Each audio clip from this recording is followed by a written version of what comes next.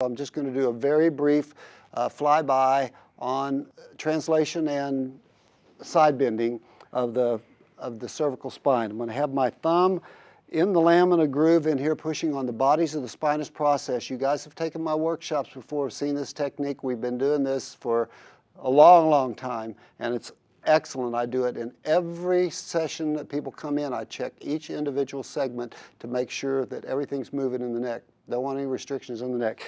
So my hands underneath are kind of like that, real close in, tight together, so I can do this motion right here. When I get my body weight low, I can tuck his chin because I'm pushing up.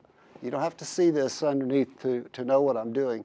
And so then when I want to side bend, I step to my right foot and side bend over my fulcrum on my right thumb.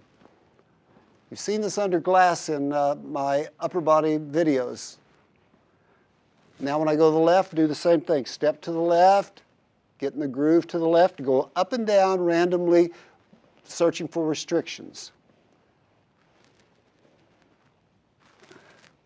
Okay, right there, just side bend a little bit to the right. Perfect. 2, 3, 4, 5, and relax slowly, side bend him over that. You can glide down the groove. That feels pretty good. Paul likes this. Gliding down the groove, and then I'm going to translate him. I'm going to keep him in the same plane, moving side to side. When I step to my left foot, I push with my right thumb now. When I was side bending, when I step to my right foot, I push with my right thumb.